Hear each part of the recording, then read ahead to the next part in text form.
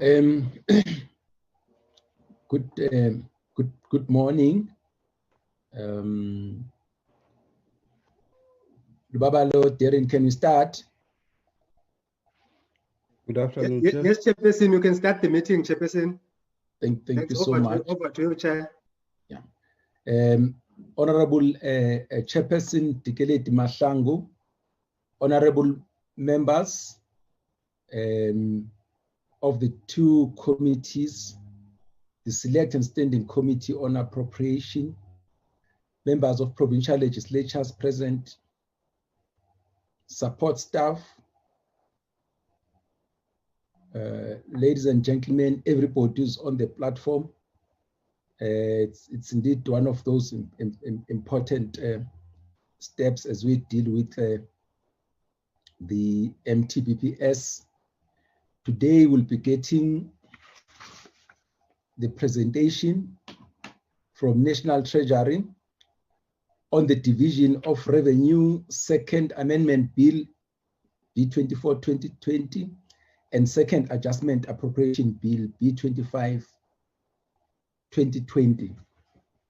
Team National Treasury,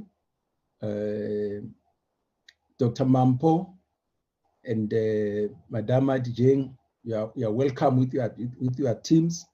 I won't spend a lot of time, but just allow me to get from the secretaries from the Select Committee. Babalo, do we have any apologies?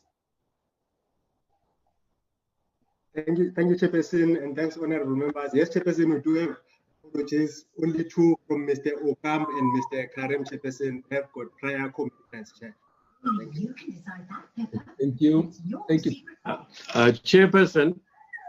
Yes. Yes. Don't tell me. Sorry, I am here. As I Yeah. explained to you and the other chair, I have to leave at 1 o'clock for a teleconference that was pre-organized, and I'll explain to you offline what it's about. Sorry about that. Perfect. Apologies noted. Darren, do you have any apologies? Good afternoon, Chairperson. Standing Committee on Appropriations, we received an apology from Mr. Sheikh Imam. And then Ms. Peters indicated that she's in another engagement, but she will join the meeting a little bit later. We also received an apology earlier on behalf of the Director General for National Treasury. Thank you, Chair. Thank you so much. Those apologies Thank you, Chair. will be noted. Yes. Yes. Chairperson, I think you know my status, but I just wanted to say that I can't wait to see Veli Okam. He was such a celebrity yesterday. Thank you. On TV. Oh, okay. You'll tell us more about that. Noted, Honorable Mahlangu, Chairperson. So I think we can then proceed with our agenda, which will be a briefing by National Treasury, as I said, on the Division of Revenue Second Amendment Bill and the Second Adjustment Appropriation Bill. We'll give them 50 minutes, after which we'll take questions and comments from the honorable members, and then we'll allow a National Treasury to respond. We don't have a lot of time today because we must break at 14:30. National Treasury?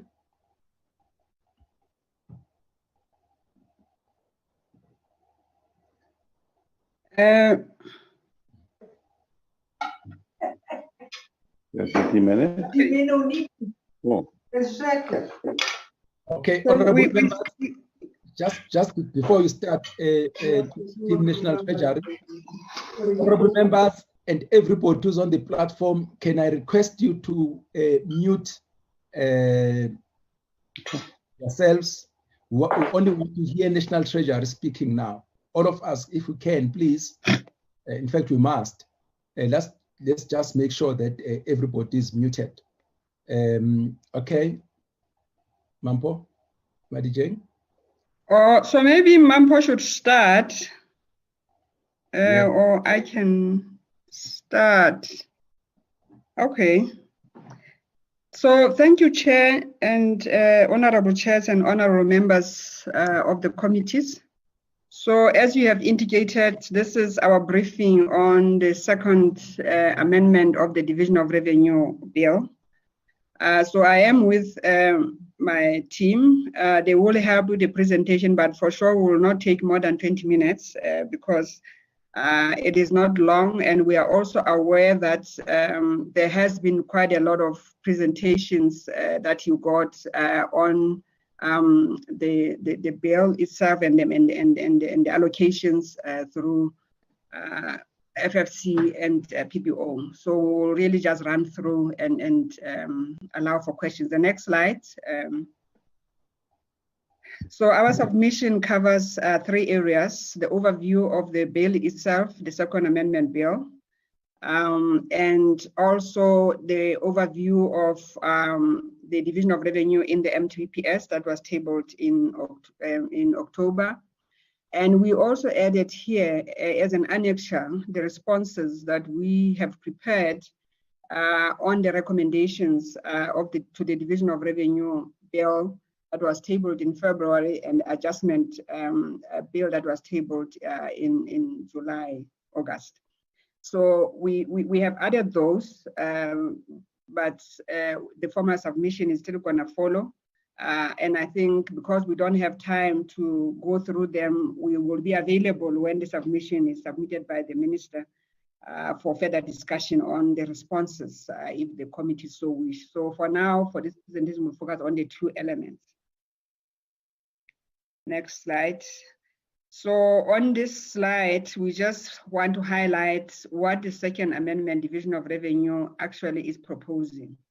So the Division of Revenue bill that was tabled in February, which became an act in June, and the Gazette that was also published that outlines the conditional grants framework that also was published in July.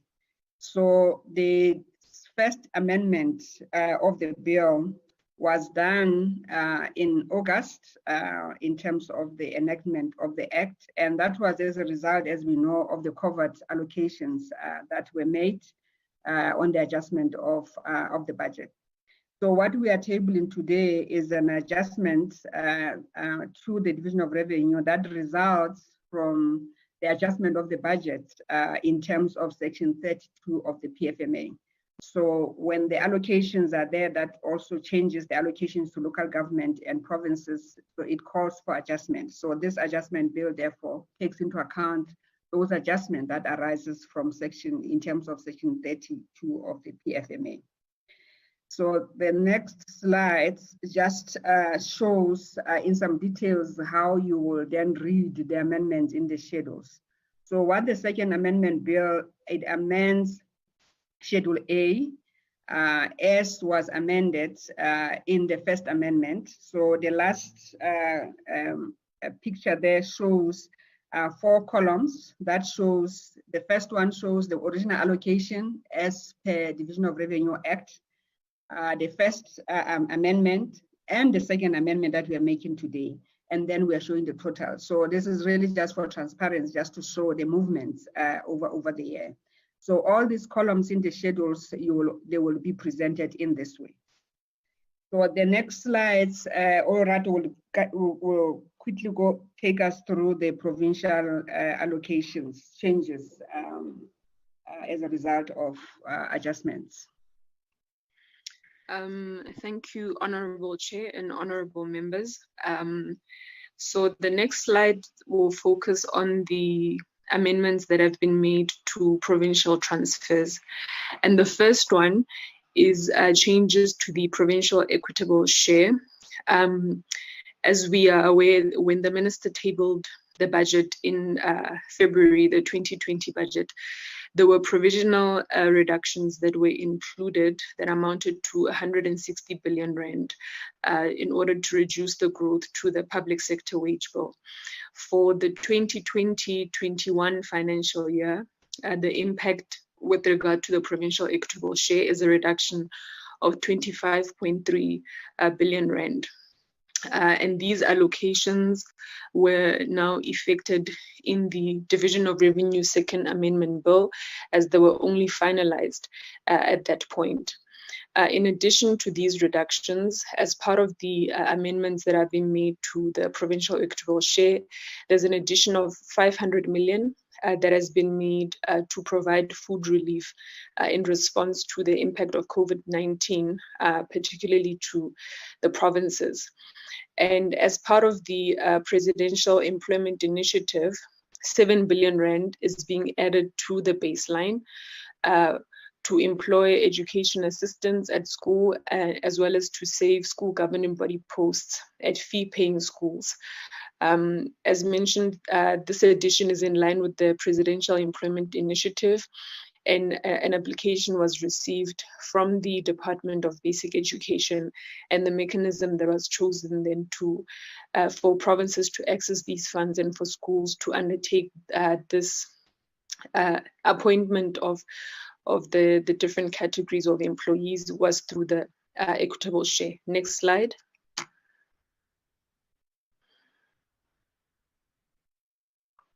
And then in addition to the funds that are being added to the provincial equitable share, funds are also being added to conditional grants. I think maybe just to take a step back, it's important to mention that these funds were initially set aside at the time of the tabling of the special adjustment budget, and they were only allocated afterwards, and that is why then the allocations are being made in the Division of Revenue Second Amendment Bill. So in addition to the provincial equitable share, funds will also flow through conditional grants, also for the purpose of responding to the impact that COVID-19 has had on unemployment. And there are conditional grants that flow to provinces that will be receiving funds for this purpose. The first being a grant in the health sector for the purpose of recruiting community health workers as well as outreach team leaders. The conditional grant already fulfills this purpose, and this will be an additional recruitment of those category of employees. 180 million is being added to the statutory human resources training and development grant for the appointment of enrolled nurses and assistant auxiliary nurses. An additional 496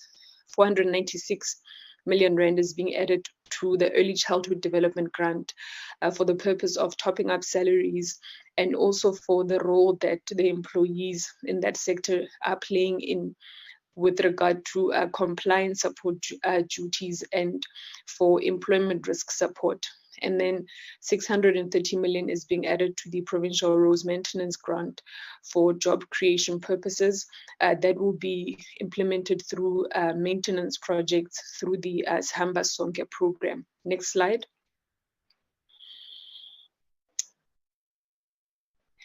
In addition to the changes to conditional grants with regard to additions to grants, there are reductions that have been made to national programs, and as part of those reductions, provincial conditional grants were also identified as areas of where the reductions should take place. The purpose of making these reductions was to cater for the rescue plan for South African Airways. So in total, with regard to provincial conditional grants, there is a reduction of 1.3 billion. This slide and the next slide details the exact amounts that have been reduced from each of the provincial conditional grants. I'm not going to go through them in detail, as the bullets just highlight the specific amounts that have been reduced from each conditional grant. But the purpose for this was to cater for the rescue plan. And this just details which of the conditional grants were impacted. And this reduction also includes reductions to indirect conditional grants. And then the last bullet on this specific slide gives detail in terms of an additional change that is happening in the school infrastructure backlogs grant, where a rollover of 475 million rand was approved for the completion of projects that are part of the sanitation of the Sanitation Appropriate for Education initiative in schools in different provinces within the country. So this is just an additional change of the rollover of funds that was approved for an indirect conditional grant in the education sector. Next slide. The next two slides provide in detail the revisions that have taken place within provincial transfers, where in the first column we show what was tabled in the budget in February, and also we account for the revisions that took place with regard to the special adjustment budget that was tabled by the minister. And also then we show what the Division of Revenue Second Amendment Bill is making changes to with regard to both the equitable share and provincial conditional grants. So the second slide continues with that detail that provides changes to both the equitable share and provincial conditional grants. Thank you. Those are the changes to provincial allocations.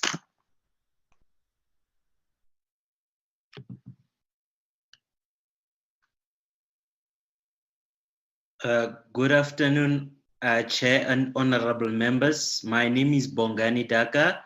I'm also from National Treasury. I'll be presenting on the changes to the local government sphere. I will be quick as the changes more or less are similar to what was presented for the provincial sphere. In catering, also in terms of to respond to the rescue plan of the South African Airways, reductions were made to programs that are within the national sphere. This included the reduction to the conditional grants. However, the local government equitable share was spared from this reduction. An amount of 613 billion was reduced from the conditional grants. And these were both direct and indirect grant. And this slide details the specific conditional grants and the amounts that were reduced from these grants to make up the 613. It's 613 million, not billion. Just to correct that, because I see on the slide it says billion. Apologies for that, honorable members. Can we please go to the next slide? This slide also shows the further changes to the conditional grant allocation to the local sphere. There was a rollover of 390 million for the Urban Settlements Development Grant, and this was for the Nelson Mandela Bay Municipality to continue with the commitments that were made to the bulk projects in the municipality. And there was also a rollover of 98 million for the same metro municipality in the public transport network grant for the rollout of the public transport and the non-motorized infrastructure. Further to that, there was also a rollover in the regional bulk infrastructure grant, the indirect component of that grant, to respond to the drought and COVID-19 in terms of the water and sanitation interventions throughout the whole country. In addition to that, the Department of Water and Sanitation reprioritized 12 million from their budget to the indirect component of the water service infrastructure grant for the completion of the water projects in the Likwa local municipality. Please, can we go to the next slide? In this slide, we are just showing the summary of the net changes of the reduction, addition, and the reprioritizations that we spoke to. And as the members can see, this I'm talking to the column that is titled the second revision. Those are the net changes, and the equitable shares once mentioned was not impacted, but the direct and the indirect conditional grants were the only ones impacted. Thank you very much, members. I will hand over to Zetu. Good afternoon all. I'm Zetu Ngube from the Treasury in the Intergovernmental Policy and Planning Unit. I'll be taking the honourable members through changes to the conditional grants and allocations that were gazetted earlier this year. These are limited to correcting errors and omissions, and our request is that the honourable members recommend that these changes be approved, well considered and approved by Parliament. Can we please move to the next slide? With respect to omissions, the frameworks for the grants outlined in the slide are amended to include conditions that were attached to the approval of the funding from the Presidential Employment Initiative. These include reporting and monitoring requirements for transferring officers and reporting requirements for receiving officers, which are required to be in line with sections 11 and 12 of the Division of Revenue Act as amended by the amendment bill and this amendment. Additional to these conditions, sector departments did add other conditions which were all intended at ensuring the optimal use of these funds. However, the Department of Social Development has put in a request to make refinements to the changes that were tabled in the Early Childhood Development Grant in October. So our request is that the Standing and Select Committees approve that these be amended in the Section 16 Gazette once this bill is enacted. Next slide, please. Corrections are made to 3 frameworks. With respect to the statutory human resources training and development grant, the ring-fenced amounts for Mpumalanga and Northwest in the training and development component were erroneously captured as 2 million for each province. These are corrected to 3 million for each province. In the National Health Insurance Indirect Grant, the ring-fenced amount of 653 million is corrected to 454 million, as 198 million was shifted outside of the grant or out of the grant in the main budget. In the Rural Roads Asset Management Systems Grant for municipalities, the date for the submission of road condition data is corrected. Next slide, please. Corrections are made to sport infrastructure allocations for 4 municipalities. So 25 million will be shifted from from Musina to Polokwane municipality, and 9 million will be shifted from Swellendam to Mossel Bay municipalities. Those are all the changes. Thanks. Thank you very much. I'll be taking you through the remainder of the presentation. It's Wendy Fano speaking. I'm also at National Treasury. Where the previous presentations focused on the in-year changes or the second in-year changes, we'll give you a short rundown as well of what we intend to do with regard to the 2021 MTBFs. That's the MTF that's as indicated in the 2020 MTBS. And it's also been discussed as part of the fiscal framework that has already been approved. And what this indicates is, as you can see, is that the allocations over the MTF with regard to national governments, resources decline at an average of 3. Yes? Yes? Utilities here. Yes? A little bit slower. What are you doing in this slide again?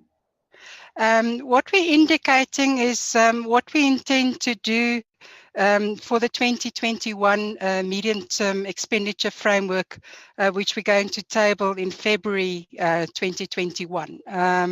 So what the 2020 medium-term budget policy statement intends to do is to give Parliament an indication of the changes that's going to be affected when we table the 2021 medium-term expenditure framework.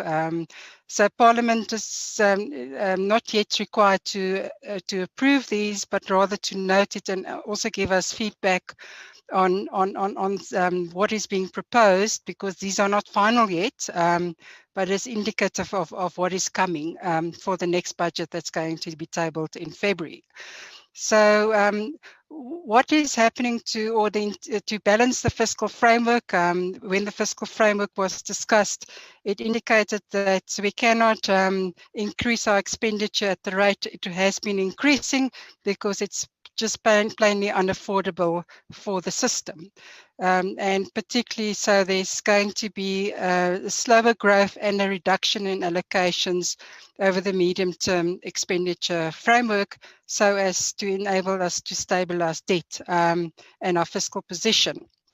So what this table indicates is indicating what is happening to the national allocations, or what intends to happen over the national allocations over the medium-term expenditure framework for 2021, what will happen to the provincial allocations, and what will happen to local government allocations. And what is quite important is also then to indicate it doesn't change the same. On average, national government resources will decline on an average of 3%. Provincial resources over that 3-year period will increase by just under 1%, and local government allocations will increase by 2.1%. And what is important, so to some extent, it is not just declines, it's basically an indication that some of the intended growth in allocations have been slowed down rather than just being a full reduction. What is important also to explain is then what's happening to the provincial equitable share. You could see, if you look at the revised column for 2020/21, the provincial equitable share amounts to 520.7 billion rand, and this is not million, it is indeed billion rand. And then it will reduce to 514 billion, and then it will start increasing then in the further 2 years of the MTF. And the reason why you're seeing this reduction, it's for 2 reasons. The one is that provinces are very personnel intensive. 2/3 of their budgets are personnel, and for national government and provincial government, both for the in-year as well as over the MTF, there's a freeze in the salaries of government employees, and therefore there's the reduction that you're seeing. It is not just reductions in terms of the freeze, but it grows over the period as well. And it's also, again, in acknowledgement, similar to provinces, in terms of the infrastructure grants, that they're not really reduced because they're seen as key tools to support economic growth and development. Next slide.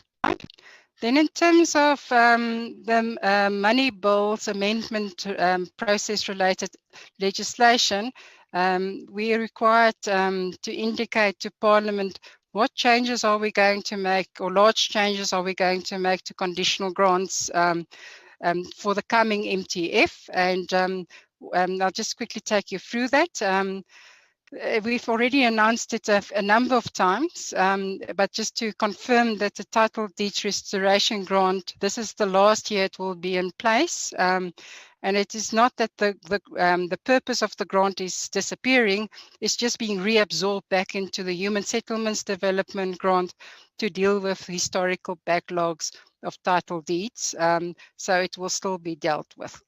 Then with regard to the new Informal Settlements Upgrading Partnership Grant, we originally indicated that we wanted to make it a standalone grant from 2020/21.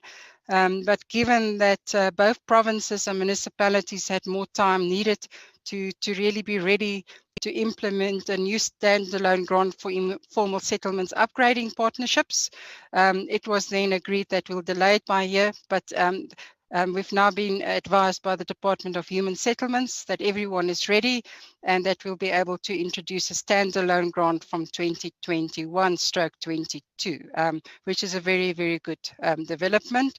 And then the next one just indicates that, as per usual, we update the provincial equitable share with new data to reflect the changes in, for example, the population numbers, school children going to school, for example, health statistics and the like, and that these changes will then be reflected in the 2020-21 budget review. Next slide.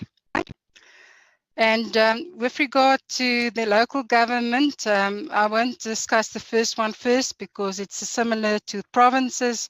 This one will just apply to the municipalities or metros to also have a standalone grant for informal settlements upgrading, and the partnerships in particular will be very important with the communities.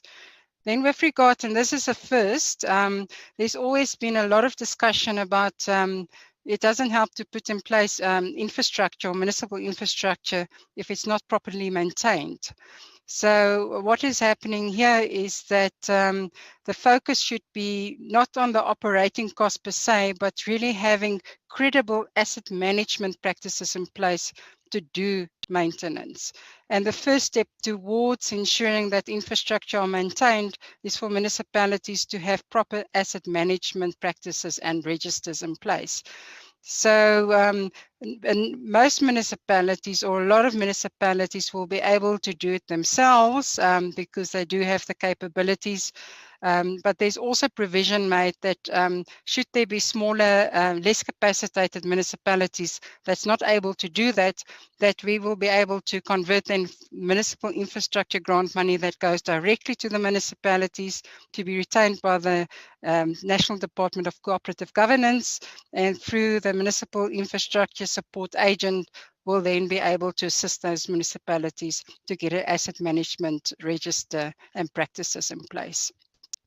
And then in the last MTF, we announced that a number of cities will be suspended from the public transport network grant because they have not made sufficient progress with regard to getting public transport systems in place. And there were a number of other municipalities that were also lagging behind. So there's currently consideration to reduce a number of two more municipalities from that project or grant to give them more time to make ready. So when they're ready, that they will be reintroduced in the program. Those discussions with the National Department of Public Transport is currently underway. And then similar to the provincial equitable share, we will also update all the data in terms of the local government equitable share formula, and more details will be provided of the allocations per individual municipality in the 2021 budget process. And that's the end from us. Thank you very much.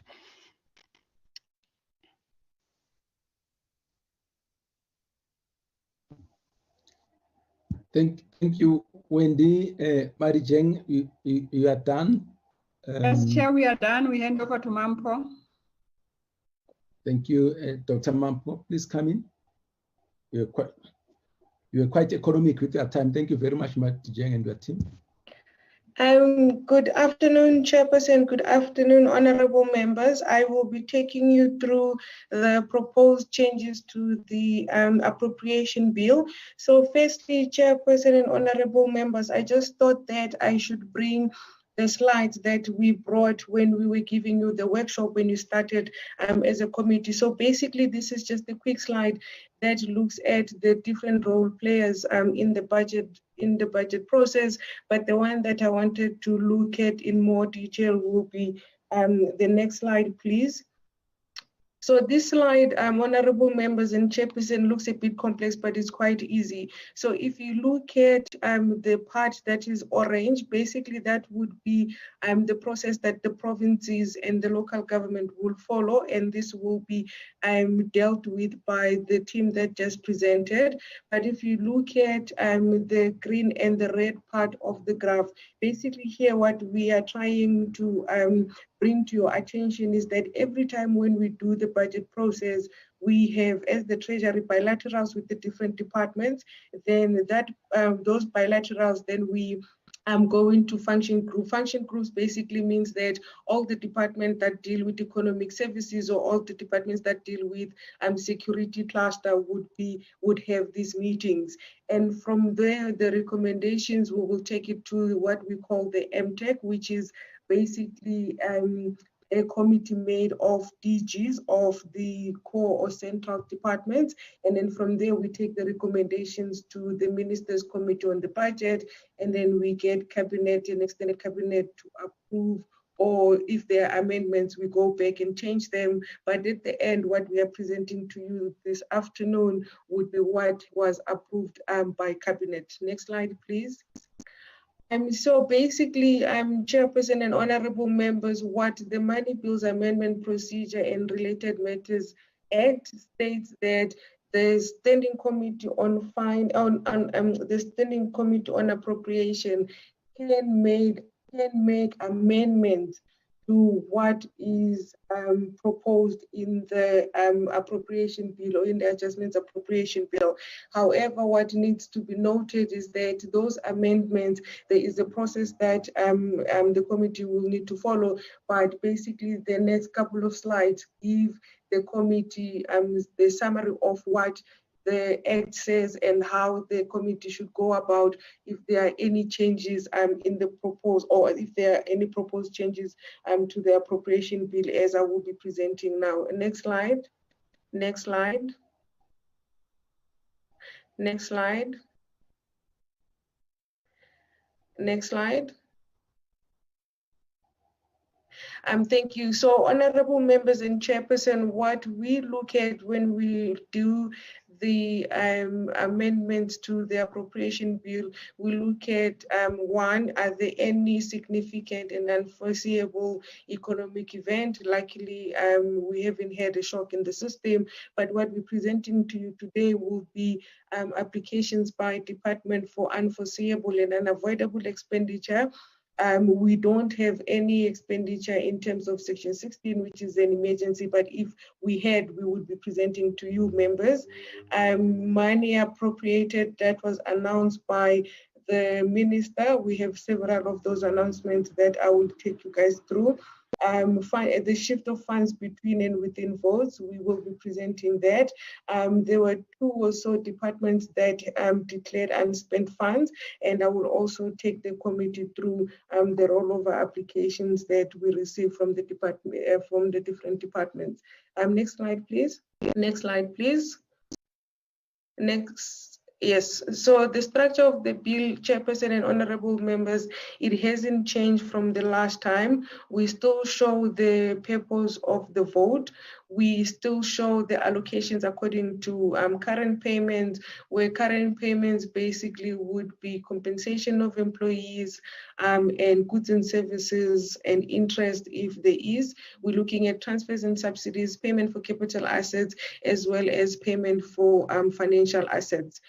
Basically what we tend to do in the bill is that there are items that are specifically and exclusively appropriated by Parliament, and we as the National Treasury are not able to move any of those funds. Those funds will be presented here. Basically, those will be the environments that can only be approved by Parliament. I have several slides with those environments, but also one thing to note, Chairperson and honorable members, is that the compensation of employees as well as conditional grants are always specifically and exclusively appropriated. Therefore, we can't really make much changes in terms of National Treasury or the executive.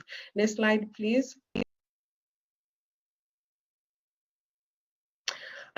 So basically, honorable members, this is just the allocations of fund to implement the SAA rescue plan. So as you may be aware, Cabinet made the decision that we need to find resources within the different baselines of departments to fund the business rescue plan. So in this slide, basically, we just show what amounts were moved from which departments for the purpose of this funding.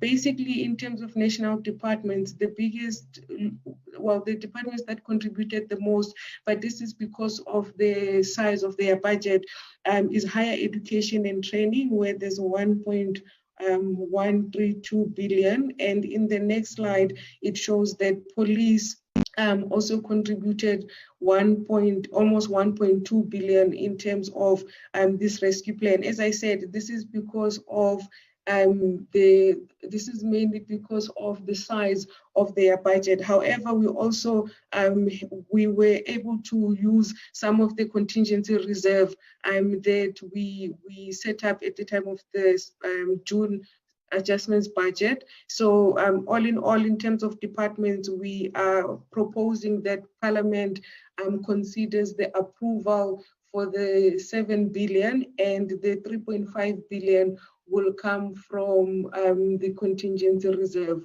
And the reason why we had to do it like this, honorable members, is that we had to look at the pressures in the different departments, and the full cost of the 10.5 billion, if we had to take it from every department, we thought that the implications will be significant for other departments where we already reduced their budget during the special or during the June adjustments budget. Therefore, we thought we can see that they can absorb about 7 billion, and then the rest of the money we can take it from the contingency reserve.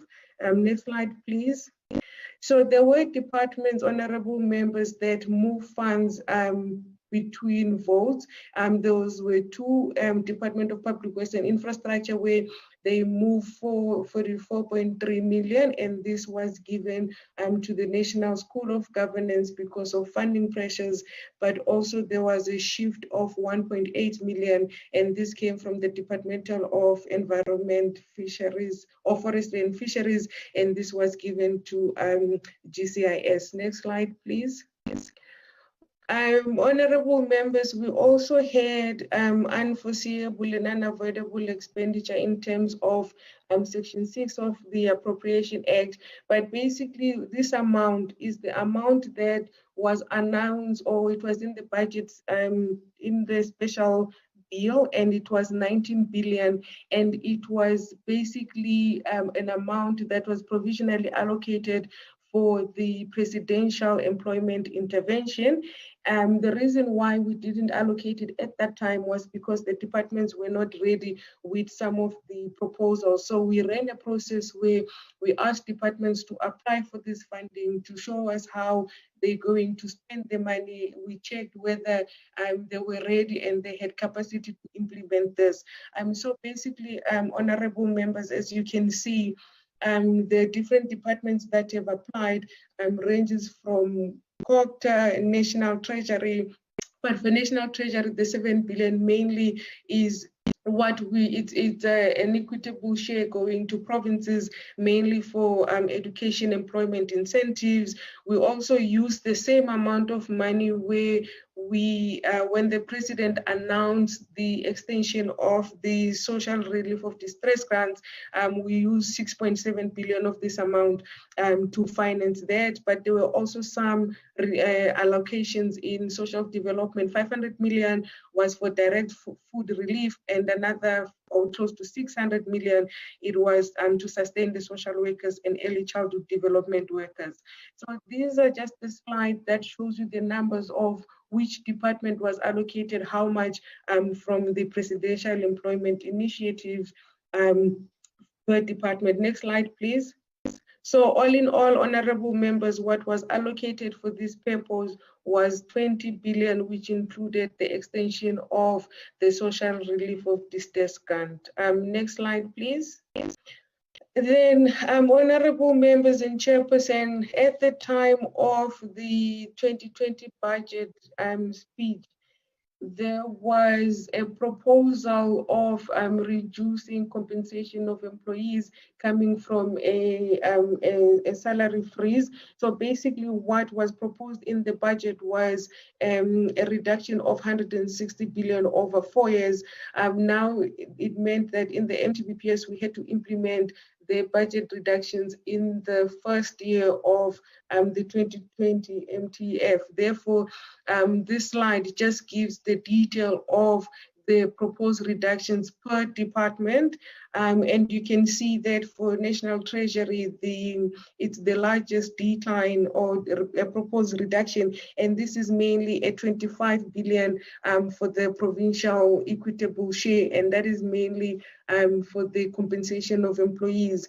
But honorable members, there were other departments where the adjustments were positive, and that such department was Department of Public Enterprises, where yes, there were reductions of 18 million for the compensation of employees, but because of the 23 billion allocation to ESCOM, as well as additional allocations to SAA for the debt and interest, plus also for the business rescue plan, in total, the Department of Public Enterprises, we're proposing that Parliament approves the allocation of 33 billion. Next slide, please.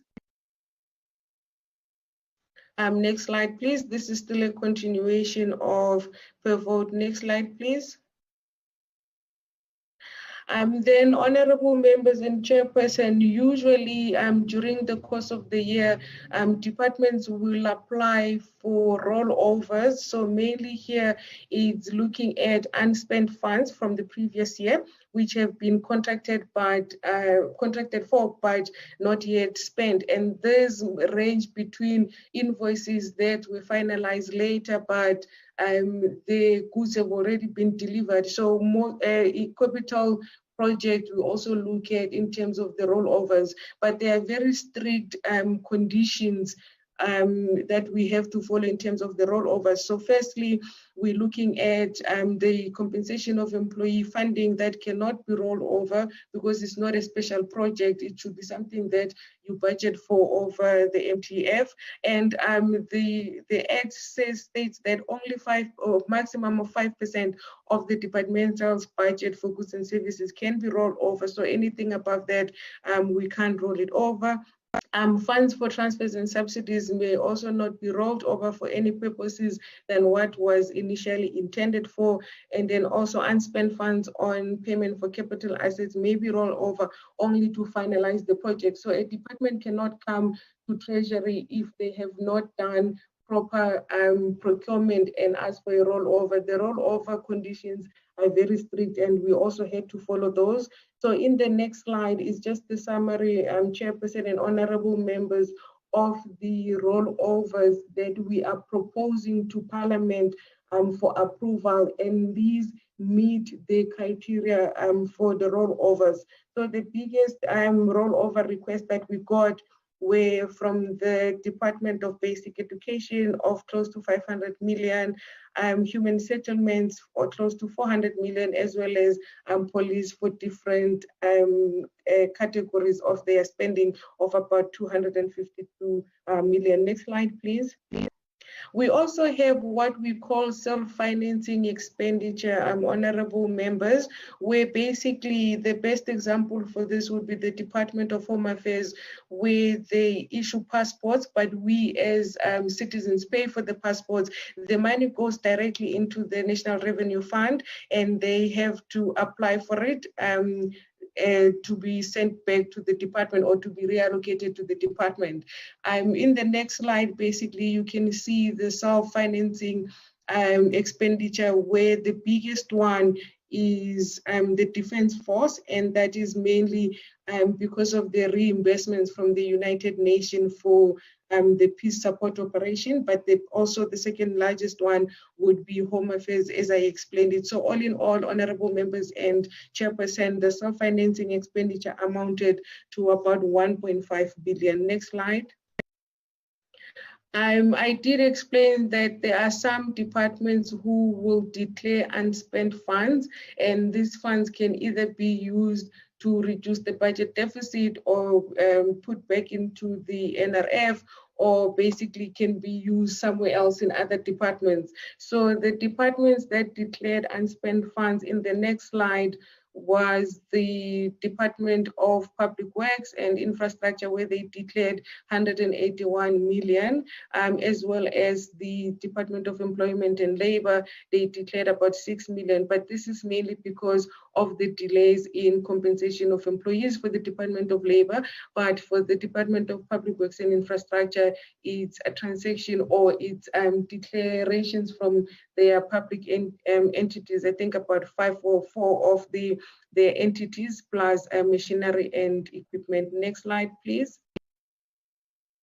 So, honorable members, the next 4 slides basically give you the environments that can only be approved by Parliament. National Treasury cannot approve specific environment, and these ones in the next 4 slides would be the ones that need to be approved by Parliament. What we did was we went through the AE&E book and picked up only those environments that require Parliament approval for ease of reference for honorable members so that they can see. But all the environments, whether approved by National Treasury or Parliament, are included in the book, but this the presentation is just to give honorable members just a feel of which environments they need to approve. So the next 4 slides, you can skip, where it just gives the details and the numbers that honorable members will have to, or Parliament will have to approve. The next slide, please. Next is still the same. Thank you. So, honorable members, all in all, these are the revised national budget expenditure that we would like Parliament to consider and approve. In the next slide is just much easier ease of reference. Please just go to the next slide. Thank you. So basically, honorable members and chairperson, what we're asking Parliament to approve and consider would be the rollovers that we presented of 1.6 billion, unforeseeable and unavoidable expenditure of 12.9 billion, expenditure earmarked in the 2020 budget speech, which is about 22 billion, self-financing activities or expenditure of 1.5 billion, and unspent funds from the Department of Public Works and Infrastructure and Employment and Labor of 187 million. And also the reductions to voter allocation of about 217 million. We also have adjustments that were made for the direct charges against the NRF, which is about 22 billion, but mainly most of that is the provincial equitable share, which is a reduction, but also there's debt service cost, which we overestimated at the time, and it's a reduction of about 3.4 billion, and there's other small adjustments that we're proposing. So all in all, Chairperson, we are asking Parliament to consider the revised appropriation bill, especially the items that I looked at, and mainly the main message is that without Parliament's approval, most of these items will not be implemented because we cannot move without Parliament's approval on this. Thank you so much, Chairperson. I think that is it from my side, but I think the one thing that I must appreciate is the fact that the Standing Committee on Appropriations is moving way fast in terms of considering our matters, so that is really appreciated. I thought that my presentation would be in December, but I was pleasantly surprised to present to you in November already. So thanks, Chairperson.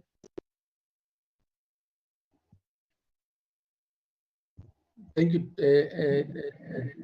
Dr. Mampo.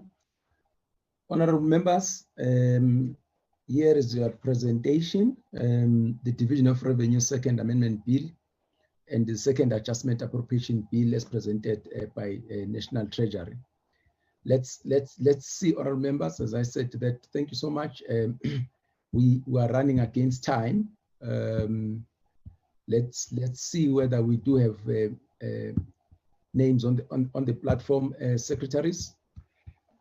So far, we have 4 names, Chairperson. The first, Honorable Ryder. Okay, yeah, increasing. Honorable Ryder, Honorable Moletsane, Honorable Mkiva, Honorable Rhoda, Honorable Njadu, and Honorable Kaiser. Okay, thank you. Is that all? Please, Chairperson. Thank you. Honorable Joseph, Honorable Matafa. Okay. You'll keep on checking there, Babal, if somebody coming up. Honorable members, let's make it brief so that we can give National Treasury more time to respond to our questions. I think let's do it in yes, Matafa. Matafa, I noted you, Matafa. Yes, I did. You are number 8. I really apologize, Chair. The network is very bad. I lose you as you speak. Thank you, Chair, for noting me. Yeah, no, I recognized you. Thank you so much. So, honorable members, can we try to do it in 2 minutes? I will start with Honorable Ryder, followed by Honorable Muletsane, followed by Honorable Mkiva. Let's do that. Then I'll remind you who follows after Honorable Mkiva. Honorable Ryder. Thank you very much, Chairperson. Chair, I don't think 2 minutes is going to do justice to the topic at hand. So, yeah, I'm not sure that I'll be able to stick to that. I want to say, Chair, that I feel physically ill at the. Honorable Ryder. Yes, sir. Ryder, before you come in, I'm very much aware about the time constraint. Let's try and do it in 2 minutes. If we still have got a few minutes, you know, I always come back to try and pick up other questions. Otherwise, we don't have time. Everybody would like to have an opportunity. Try it. Let's see. Chair, I note your concern. However, I also note the input from Dr. Mampo that she appreciates the speed with which we're processing this. We mustn't do it too fast and end up tripping ourselves up, Chair. We need to give this thing due consideration. So I'll start, and I will be as quick as I possibly can. I won't talk. I won't say things unnecessarily. Chair, I want to start by saying I feel physically sick to see the effects of COVID and the bailout on the fiscus. And what bothers me, Chair, is the fact that the Treasury has been sent out here today without a political guidance. So some of my points that I'm going to make are political of nature and require a political answer. And yet I don't see a minister or a deputy minister online to respond to me. So I'm raising it as a concern, sir. I didn't hear any apologies at the start, but I'm raising it as my concern.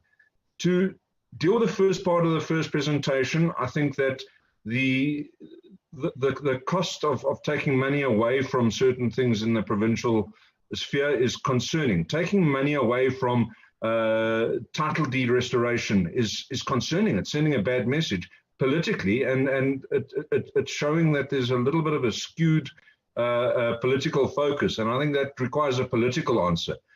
In addition to which, taking money away from infrastructure projects. Now, this is replicated across both the provincial and local government spheres, where consistently we're removing money from infrastructure projects when the president has come out and promised South Africa that the economic recovery is premised on putting money into infrastructure projects, and it's going to be an infrastructure-led recovery. And yet we're seeing the Treasury inputs taking us in the opposite direction and removing money from infrastructure projects. So there's a major disconnect. I'm not sure where the problem's coming in, but what the president is saying and what Treasury is actually delivering are very far apart and quite worrisome, Chair. I do want to say that we welcome the reduction in NHI funding. It was already an unaffordable project, and with COVID in place, it just became more so. I'd like some more detail around the infrastructure, the informal settlement grant, because I don't think that one size fits all. And I'm hoping that Treasury will not put down a set of regulations that make it too difficult for local governments to deal with their informal settlement requirements. Some will require resettlement, some will require movement, others will just require reblocking. I'd love to see some more detail on that if we may. I welcome the move to enable MIG to be used for maintenance and also the Equitable share formula update. moving on to Dr. Mampo Modisa's presentation, she's the one thing I want to haul out there is a 25.5 billion rand reduction in employee compensation. And it's just a number that's been thrown out, and I'm not sure that there's much science behind it. And we really need to understand the science behind coming up with that number. How much of that is dependent on the Labour Court ruling? Because, you know, are we going to find ourselves, and I asked a question the other day in committee, whether we're going to find ourselves having another adjustment budget, the third adjustment budget this year, depending on the Labour Court's ruling. But we really need to understand the science. How did you come up with that 25.5 billion? Was it just a number that needed to be attained and is being pushed down onto provinces? Then seeing where money is coming from, education and training, when we need people to be upskilled to get themselves into jobs. Taking money from police, where there is a crime problem. Taking money from health is massively problematic for me, sending the wrong political messages again. I also want to say that taking money from the contingency reserve, the 3.5 million being taken from the contingency reserve, I believe is illegal, Chair. And, you know, we need some clarity on this because, frankly, the contingency reserve is supposed to be used for unforeseen expenditure. The SIA problem was foreseen. We've been talking about it for years. How can it now be taken from contingency reserve? I'll wind up with the last comment, Chair, that the rollovers environments are also a shocking reflection of priorities. Sanitation in schools is a massive problem. Laboratories in the police is massive problems. We're taking money away from that. We haven't been spending it on time on these projects. Now we're rolling it over. Last point, Chair, the self-financing report back, the self-financing issues. I'd love a report back in a year's time and see how much of those self-financing things actually got realized, because I know for one that the defense is not recovering the full amount back that they should be recovering, partly because our equipment is not properly maintained and the United Nations is not happy to pay us the full amount that they promised to give us back. Thank you, Chair. 4 minutes, 42 seconds, Honorable Ryder. I didn't want to interrupt you. Can the other members try to do it in 3 minutes, please? Okay, Honorable Mletsane. Okay, thank you, Chair. History has opened our eyes, and we need to make sure that history doesn't repeat itself. Regarding to the 1.5 billion added to the direct conditional grants for provinces for job creation purposes, whether there has been proper planning demonstrated by province for these allocations, and how will this be monitored to ensure full compliance with the requirements of the Division of Revenue Amendment Bill framework and value for money during the budget implementation? Thank you, Chair, for now. Thank you, Honorable Muletsani. That was 40 seconds. Honorable Mkiva. Yeah, I know I owe you. Mntanam Chairman, mandibulele ndithathe lithuba ndibulise kuwe, ndibulise nakumalungu onke akhona endlini, ndibulise nakwaba ke basuka pha kwela sebe lijongene novimba wobutyebi belizwe, uTreasury, bekhokelwa nguDr. Mampo. Mandiqale nditsho mntanomhlobo ukubana umphathiswa weli sebe akangomoya oyingcwele, akanokwazi uba abekho kwindawo yonke ngexesha elinye. So umfolo wakwa-Ryder uyaphazama ngoba seyewubekile umkhombandlela umphathiswa kazwelonke kulo mcimbi, ngoku uthumela amagosa wakhe uba mabagcwale ithafa eze nakuthi ukwenzela uba bazofumana imvume nentsikelelo yoba bangabheka phambili, sibaxwayise nengcebiso ezifunekayo. Ndifuna uphefumla ke mntanomhle ngokohlobo ukwenzela into yobana sizovana sonke, mhlawumbi kuzawufuneka into okokubana ndilume kweli lomlungu naxa ndingakholwa, kodwa ndenzele into okokubana ndikholise bona, ndihlukumeze abantu bakuthi abasisininzi elizweni labo bangandiva, kodwa ndizomela bona kule ndawo ndikuyo. Just can I interrupt you, Nkosiyam? And I think it's a valid point that you are making. So I think it's one of the things that we should deal with in our committees, if I may, the secretaries. How do we deal with the questions of interpretations? because everybody in all languages was supposed to have some interpretations of some sort.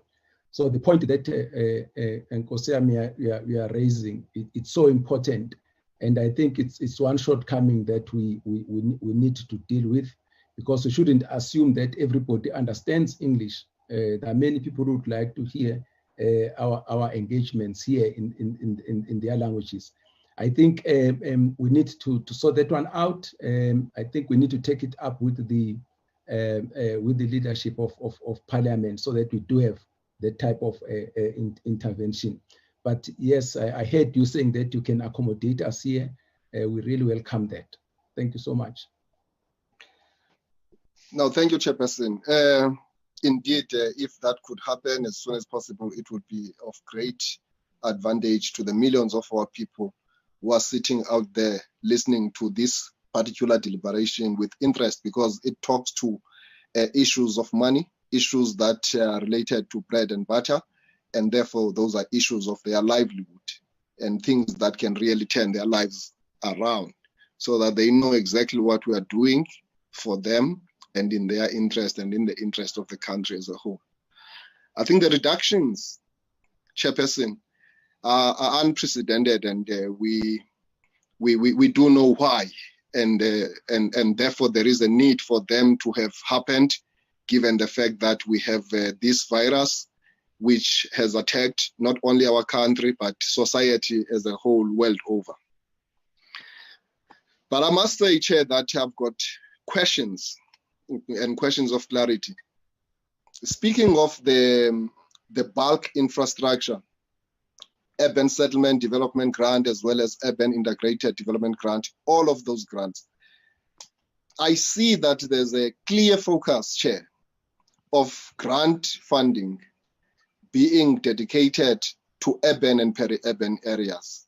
And there's dead silence when it comes to the rural communities of our country. And I think this is a travesty of justice, Chair, because in order for us as a new country and as a new dispensation in our society, in order for us to really point at things that we have really done in the new beginning, we must do what we have to do insofar as maintaining what we have inherited, but go beyond that and come up with a way of ensuring that we move away from the colonial spatial planning and ensure that we turn around the rural communities of our country. And please do allow me, Chair, I take time to speak because I believe that democracy is a balance between listening and speaking. So you spoke about 2 minutes. I've not been speaking from the time when the minister had made these presentations, because I wanted to listen carefully. And I see now it's coming to a point wherein a decision has to really be taken. And it is for that reason that I rise and I want to make this point and this intervention, so that as we move forward, we can ensure that this time around, the outbreak of the coronavirus must have opened our eyes in terms of how we should plan going forward. We've spoken about replenishing, we've talked about replanning, reprioritization, all of those issues. For me, those matters talk to how we should really be focused and paying particular attention, with the outlook of our liberation movement being quite unequivocally biased towards the poor, towards the working class of this country. And I put it to you, Chair, that the majority of the poor and the majority of the working class resonate pretty much with the rural communities, because that is their ancestral land, and that is where the bulk of the little wealth that our people have reside. If you talk about property owned without any owings to anyone, it is property that is in the rural communities, and our families own those properties, and that's asset with value. Now, when you come up with grant only dedicated to urban spaces, without coming with grant that you dedicate to ensure that there is much needed infrastructure development and infrastructure investment in the rural areas, we are not going to be seen to be really doing something about it. I therefore want to put a question to the Treasury that going forward, there has to be a balance in terms of these grants. If there's urban integrated grant, there should equally be a rural integrated grant. In other words, we must have an integrated system of ensuring that we take our rural communities along as we plan for the development and investment of the infrastructure of the country. Because the spaces in rural areas are our spaces, and we pride ourselves with them. And all of us who happen to stay in the cities, from time to time in a year, people go back to their place of comfort, their place where their ancestors are lying, and their place where their parents are. So talking bulk infrastructure, talking about urban rural development grant, those are the things that we want to see happening. You know, there's a good story Chair, that I want us to tell, that from 1994, when we embarked on the electrification of the country, we did that work very, very, very well. We might have not costed it, but we did it and it happened, and perhaps it's what is training ESCOM. But the good thing is that there are lights all over the country in the majority of our communities. I don't know what stops us from doing the same with the same spirit, with the same courage when it comes to rolling out water, running water to the rural areas, when it comes to ensuring that we tar all the roads in our rural communities. And I think there's urgency to do that, because once you deal with the basic needs like infrastructure, roads, water, and other things, you begin to attract, investment and other things. Otherwise, rural communities will forever remain referred to as dead economies. And I can't subscribe to that school of thought, because I don't belong to the theories of David Ricardo and Adam Smith. I believe that we have to have an African approach to issues. And that African approach to issues means for us that we need the Treasury that must point clearly that what is a game changer this time around, insofar as what they are presenting to us. Yes, Chairperson. Please, can I interrupt you? We are far above the allocated time. Far above. It's more than 5 minutes. Can you hold on with on your other things, or just wrap up? And let's see what we can do. I can see the passion coming from honorable members, but I said that we're having this problem, which is our both problem, the time constraint. I thought I was going to use my 2 minutes of today and my 2 minutes of yesterday, as well as my 2 minutes of tomorrow. You are already above all your 2 minutes. Okay, Chair. Let me conclude, Chair, by saying that we want to see money going to all the 882 traditional council areas of the country. And that for me would be a game changer, Chairperson. And the way I want us to see that money going to those areas, I'm saying all the roads leading to those areas as areas of convergence, where social services are received by our people, where service delivery is actually presented to our people through those areas. So I'm saying that if we are able to use 10 billion to bail out an SOE, I believe with 10 billion, we can make a mark in ensuring that those roads are done. Thank you very much, Chairperson. I see that you are panicking in terms of time. Thank you so much for the opportunity. If you do have a surplus in terms of time, please do give me another opportunity, Chairperson, so that I can cut my fingers on this matter. Thank you so much. Thank you. Honorable Rhoda. Thank you, Chairperson. Chairperson, I do want to raise a very, very huge concern. Partly I was covered by Honorable Ryder. Baseline information, I'm very, very concerned, and I'm red flagging it in terms of informing this adjustment budget, especially baseline information as it directly relates to the consequences in terms of COVID-19 and the impact on our economy.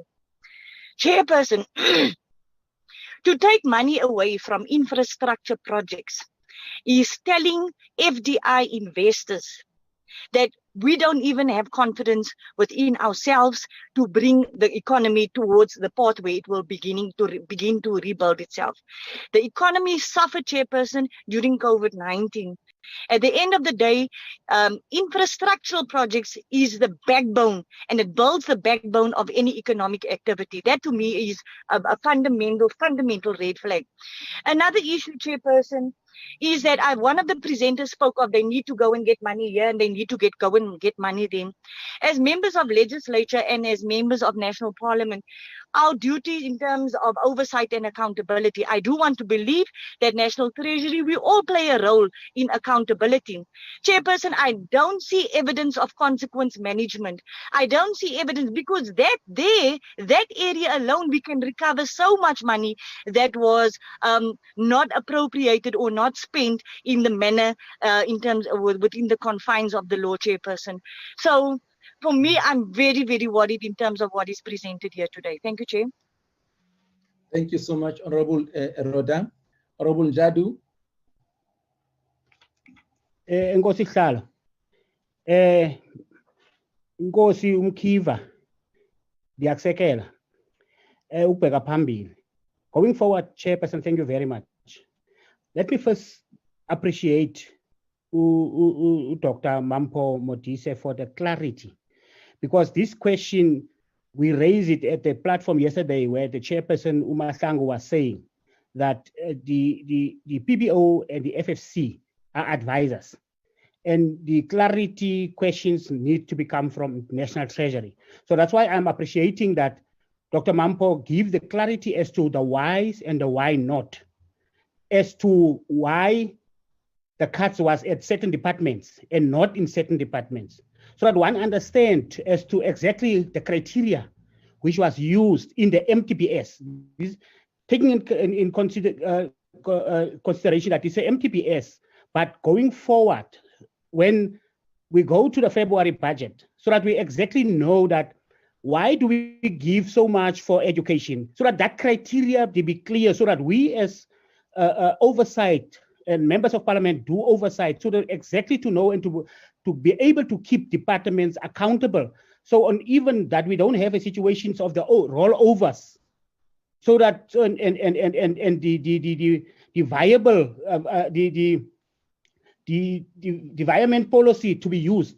So I'm saying, Chair, in a nutshell, is that clarity in terms of the whys and the why nots. I think I'm covered in that part as to understand as to why these departments and why not other departments, so that it's in terms of the nature of their budgets and also in terms of the spending patterns. So, Chairperson, I think for me going forward, it's very important that we move together so that we be able to get at the same objective. Thank you very much. Thank you much. Thank you so much, Honorable Njatu. Honorable Kaiso. Thank you very much, Honorable Chair. I think let me start here, Chair, that I've heard the Honorable Rider requesting something that is so impossible, that the Minister of the ANC must come to account to him. But what I can, it won't happen. As a whip of the committee there, that an ANC minister will just go via straight to Honorable Rider and account. No, that one, it won't happen. So I would advise rather my colleague to have something like a party which is going to have people who are going to account to him. But here we have the executive and we have our party minister who comes from a minister who comes from our party. So he accounts to our party. So it won't happen now. So let me quickly jump on this one. Point of order, Chair. Ministers are accountable to Parliament. I mean, I don't accept that answer that ministers are accountable to a party. Okay, Honorable Rider, this one can allow Honorable Kaiso to continue. Right. Thank you, Chair. So I just wanted to get from Dr. Mampo. During the week, as we were receiving advice from the PBO and FFC, one of the things that drew our attention was on the question of the performance data on the 500 billion rand. That was not was said to be unobtainable. I think if we can be assisted with that understanding, because you know, the way the issue is being, you know, received outside, it creates a lot of distortion to other people. So from at this juncture, I think you can be able to, the Treasury should be able to attend and clarify us on that matter, that what is it, the issue around the issue of performance data, so that those people are able to advise us properly. Secondly, is on the issue of the wage bill. As you may be aware that there is a sort of a dispute and a matter seemingly taken to court by the unions. Is there any contingency plan should the union win the case, that the Treasury will be able to say, we can manage this situation so that it doesn't result into a chaos? And so what are you going to do in terms of contingency plan? Is there any contingency plan with regard to that? So on the issue of implementation of the piloted zero rating budget, as proposed in the 2020 medium-term budget policy, how is that going to be implemented? Are you going to, are you going to look for new people or within the departments, or what is it going to happen? Are you going to hire people, and for where will that budget come from? And lastly, let me also agree with Nkosi Mkiva around the issue of, you know, taking care of the rural working class. That really this does not, from time to time, emerges as we go through, you know, the issues of budget. So that is one neglected area that Treasury will definitely have to address when it comes to budget, because we can't keep on, you know, dancing in one area, whereas we know that our people, we have the most, you know, disadvantage at the rural areas that needs the attention of the budget as well. So let me further welcome the rest of the input, including the initiative of the and bringing in the issue of title deed, title deed restoration grant, and then remanaging the issue of asset management settlement and informal settlement upgrading grant. I think it's quite an interesting move there that it will assist in the process. So let me pause there, Chair. Thank you very much. Thank you. Honorable Joseph. Thank you, Chairperson, and thank you for the presentation. Just to Olerato, I would like to ask, now I'm concerned about the frontline services, but as I noted, she mentioned auxiliary money, 13 million for auxiliary people, and I hope that I hope it's not temporary jobs and it will be permanent jobs on frontline. I would like to know when government will put more money to ECDs, ECDs particularly not in schools but in communities. That is important project that we need to start for a better educational system.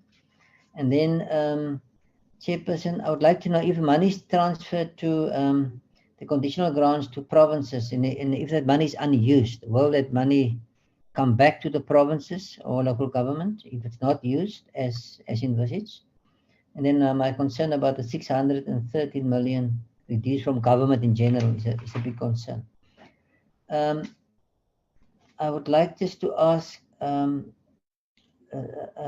Wendy, there was like a contradiction. On the one hand, there's a reduction of the 60 million she referred to from province, and then 17.7 billion, and then 17.7 billion from local government. But at the same time, she raised an increase on of 0.9 and 2.1%. So from between province and local government, I just want clarity why I didn't understand that going forward that there's a deduction and at the same time there's an increase. And then, Chairperson, I would like to remind this committee, when we started off last year, we had a project on the eradication of the latrine toilets, water sanitation, human dignity. So I would like to know, Treasury, how can they support this committee so that for the end of the term that we really have eradicated this this challenge that our country is facing. And then lastly, Chairperson, 3.5 billion to the business rescue plan. It actually is for consultants, and we're trying to do away with consultants. Why is it dragging on? And how much money will be paid out to whom in particular, or been paid out thus far? I would like to know. And if that 10.5 billion was asked by Cabinet, the Cabinet Minister, or was that an agreed amount? Did they actually ask for more? But that is what Treasury could give. That's actually what I would like to know. Thank you very much, Chairperson. Thank you, Honorable Joseph. Honorable Matafa. Thank you very much, Chair. And thank you for the presentation. And maybe let me apologize if I'm going to ask any question that would have been addressed or asked by honorable members. My network is not that good today, so in the event I lose connectivity, I might also have to switch my video feed. Chair, maybe let me start first by agreeing with Honorable Mkiva to say that the reasons are known why we have these adjustments before us. So the questions that Honorable Ryder is asking in terms of why do we have to sit in this regard, I think that are obvious to society and the whole of the country. And also maybe, Chair, on the other one is the issue of focus on the rural communities that Honorable Mkiva raised. And I think Honorable Joseph speaks to that. When we look at slide 25, where the 28 million is taken away from the school backlog grants, it's also worrying that maybe this might have an impact on the eradication of pit latrines.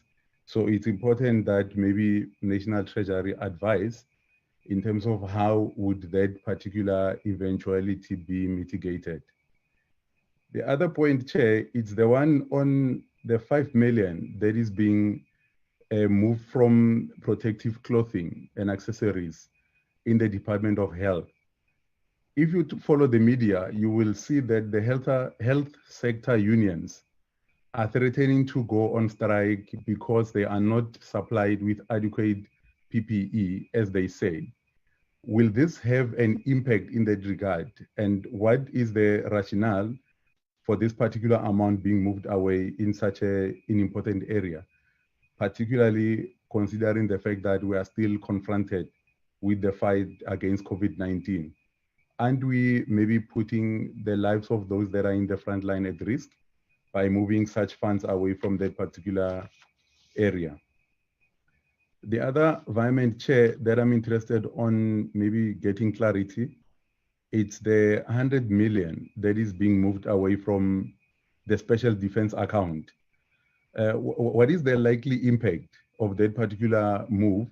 And also what informed the particular movement of those particular amounts, considering that the other fund was called a special defense account and now is being moved to the Department of Defense?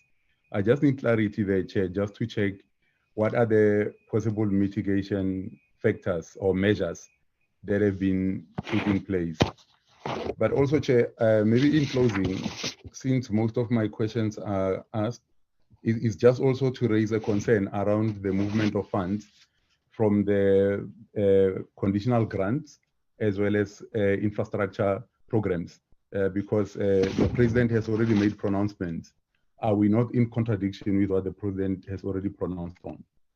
For now, I'll pause there, Chair. Thank you very much for the opportunity. Thank you, Honorable Matafa. Honorable Peters. Oh. Is it me, Chair? Yes, please, Honorable Peters, it's your turn. Thank you, Chairperson. It looks like today is not my day. I've been kicked off and out of this platform several times to an extent that I almost gave in. Like Honorable Mkiva, I think you owe me yesterday's 2 minutes, tomorrow's 2 minutes, and next week's 2 minutes. But that is for another discussion. Thank you very much to National Treasury and those who made the presentation, although I missed a lot of the time when the presentation was made. I've got very short questions. My questions are just related to the issue of the 10 point whatever billion that has been given to SAA for the business rescue plan. I'm very clear that I understand that it is for the business rescue plan. And like, I don't know, is it Honorable Matafa who said that this is actually an indication that that amount of money will be spent on consultants, and yet there's a decision to reduce the cost on consultants. I want to know from Treasury, what criteria was used to determine the quantum of each vote to be contributed towards this SAA business rescue plan? But also, what is the message that National Treasury is sending to the community or the public of South Africa when funds are shifted from higher education and the police, for example, to SAA, when there are still many challenges, for example, the challenges of student accommodation and the general tertiary study cost for the poorest of the poor in South Africa. The move of more than R1 billion from the police when crime is such a serious challenge, Chairperson, in our communities. We are always informed that the police don't have vans to respond to calls out. We are told they've got serious challenges of other resources that are essential for them to fight crime. If you look at budgets of human settlements, water, transport, and in particular roads like Honorable Mkiva have spoken, the school backlog grant like Honorable Matava has spoken, I think, are we not sending a wrong message that the pushback of chances, or that this is pushing back the chances of service delivery in these particular sectors being improved? And I'm very worried, Chairperson, in particular with the reductions in the Department of Rural Development and Land Reform, the Department of COPTA with capacity challenges in this sphere of government. I think it is important, even as this committee, we should go deeper in engaging with these departments that are affected by this reprioritization or shifting of funds, so that we can hear from them also the impact of this particular decision and why they gave in that the resources must be shifted before finally, as these committees, we can actually agree with National Treasury or don't agree with National Treasury, because it is important for them to also inform us. At times, National Treasury is informed by the slow spending, the lack of spending, or the general lack of planning by these departments. Are those the factors that informed these shifts or what? And I think it is important, Chairperson, that we get these departments to come and explain to us and to South Africans on why money is shifted from them year in, year out, to an extent that we can arrive at this particular point. Thank you, Chair. The first question is Thank you, Honorable Peters. Can we? I can hear.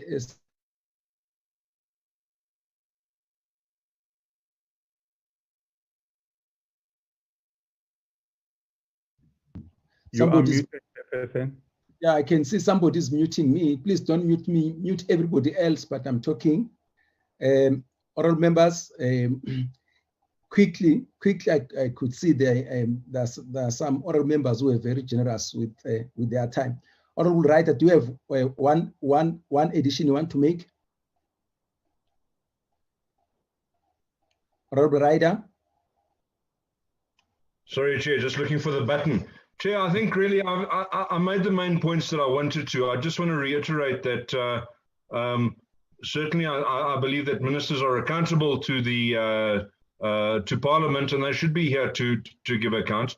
And I do agree. I think that Honorable Peters has also said now, we need to interrogate some of these changes a little bit more deeply and understand what the motivation is for the reallocation of these funds. To have Treasury presented to us kind of as a, well, guys, this is what we're doing, please approve it. There's been very little motivation of why we're moving funds away.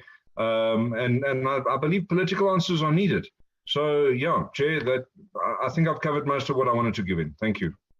Thank you. Did something come up from your side? Chairperson, due to the jealousy of time, because I'm going to participate in the NCOP, I think for now, I'm fine. Thank you. Honorable Mkiva, I know you were still on the platform and I cut you. No, thank you, Chair. Thank you. You actually didn't cut me, Chair. You just said my time has expired. Thank Chair, you. Yes. You know, Chair, I was on the verge of saying that the magnitude of the amount of money for rollovers can make a huge difference if it could be used as a bailout for rural communities. You know, the real bailout that we need right now is a bailout for rural communities. The poor of the poorest has suffered most out of this outbreak of the coronavirus. So it's just something that is a point of emphasis. But lastly, Chair, I spoke of the game changer. There's something that is interrupting us there. I think it's Renette Liebenbeck. Honorable Liebenbeck, please mute your mic. Please mute your mic. Honorable Liebenbeck, thank you. Honorable Kiva, please make a point. Yeah. Trying to mute, so I don't seem to be. Okay. Staff, can you please help Honorable Liebenbeck and mute her? Thank you. So the point, Chair, that I'm making is that given the fact that we can reduce from all the budget votes and find a particular figure, one of the things that are of great interest to me is that one of the resolutions of the movement, the ANC, which is the governing party in the country, was that we needed to establish a state bank. And how I wish, because the state bank would play a critical role at this critical juncture when our economy is not doing very well. You know, it would give us one of the greatest levers to be on our ends in terms of ensuring that we turn around the economy so that the majority of our people can find, you know, proper role playing in the money exchanges within the country. And also us as the political leadership of the country, we can sort of take other strategic decisions in terms of the finance system of our own republic. So I'm very keen to know as to at what point is the National Treasury is going to come up with funding, at least as a starting point to say we are setting aside these resources to ensure that we are starting a roadmap towards the establishment of a state bank, because we are keen on that. Or the Treasury must educate us at the dangers, perhaps if there are any, of starting a state bank, because we are convinced that a state bank would bring, you know, a very dynamic, you know, what you call instrument at play in our economy. So we've been waiting year by year. It would be good to hear from the good doctor, Dr. Mampo, to give us an indication as to where are they with that and why this is not the opportune period for them to start a roadmap towards the realization of that dream. This is a big dream for us, and we think it will make a huge difference. Please bring it forward, because we believe in it. We believe that it will set the cat amongst the pigeons. Thank you so much, Chairperson. Thank you, Honorable Kiva. Honorable Rhoda, anything from your side? Okay. Honorable Jadu, anything from your side? Chairperson, I just want to emphasize once more in terms of the the process, because what all the speakers have emphasized on is that moving forward, that we as parliamentarians, as members of parliament who had to do the oversight, we had to be taken into confidence as to step by step, how do we move forward in terms of ensuring that all the obligations and service deliveries that we had to do to our communities, we are achieving that. So that moving with the budget, we have to move so that we, in terms of our role, be effective and efficient in terms of making sure that we get what Honorable Kiva is saying. Thank you very much. Thank you. Honorable Kaiso. No, Chair, I'm covered. I'm covered. Thank you so much. Honorable Joseph. Thank you, Chair. Just a comment. I want to say to Dr. Mampo, it's good to hear that we move with speed, but it's important to move in the right direction.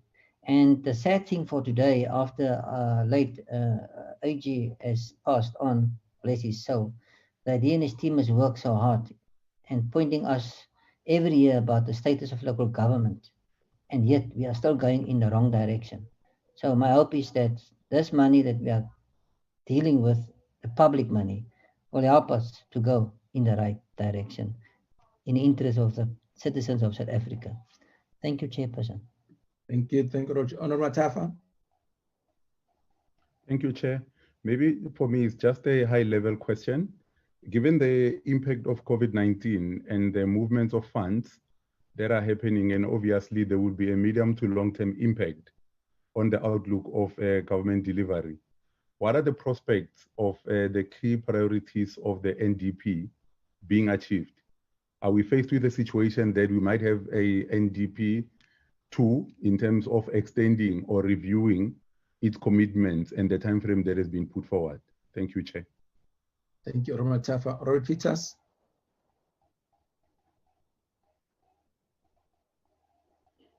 Peters? Has been kicked out, Chair. Okay, thank you. Honorable members, I'll reserve my questions for another day and allow Team Treasury to come in. I think the points which are raised are especially about, perhaps I think if the minister, as we know that is, especially this time, is quite busy. Team Treasury, especially when we deal with this, is unlike your quarterly reports and so on. It will be better if, for instance, the deputy minister leads the team, because I can empathize with you. There are questions that I don't think you may be able to answer. So I think if you could convey that, if the minister is not there, at least the DM should be here. Mampo and Mary Jane, please come in quickly. And some of the questions you may have to write back to us, even after having consulted with your political principals. Okay, thank you very much, Chairperson and honorable members. Difficult questions reflecting difficult times that we are in. So obviously some of the questions will be touched by our colleagues. We do have Edgar on the line, who can also shed some light on the wage issues. So on the question of the reduction of infrastructure grants, so I think honorable member must realize that the reductions on the grants were really made in the current year only. And that was as a result of the imperative to fund SA that Cabinet took a decision on.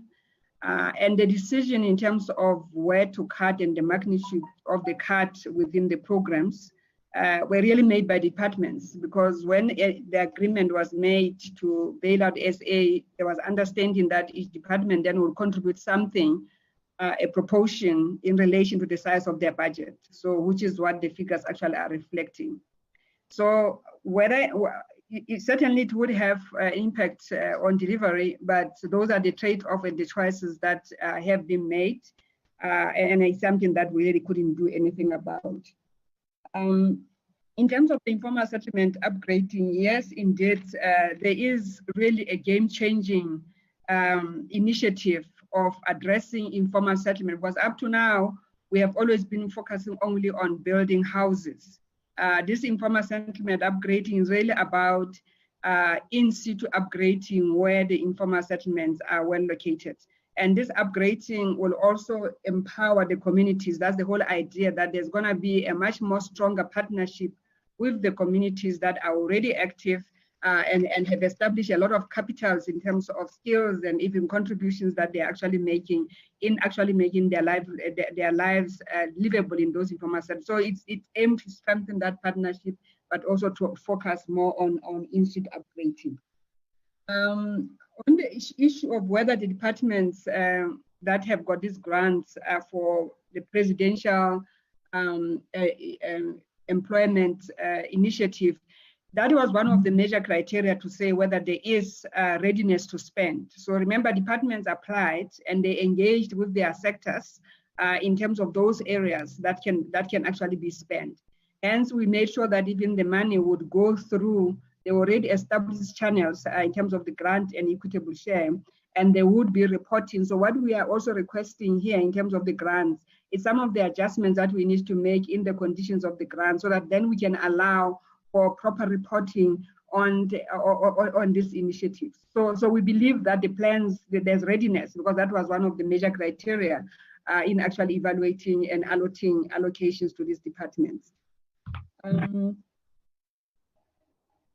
Okay, the rural and urban issue.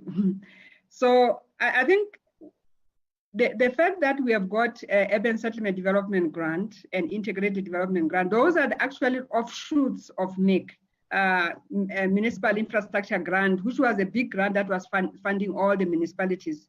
So what has happened is we have adopted a differentiated approach that begins to say the kind of opportunities and the challenges that the urban areas are faced is different from properly where the rural areas are. So that grant is really about what was their share of the MIC. And I think it allows them also to be able to leverage much more, because they can have capacity from within to generate resources to do infrastructure development.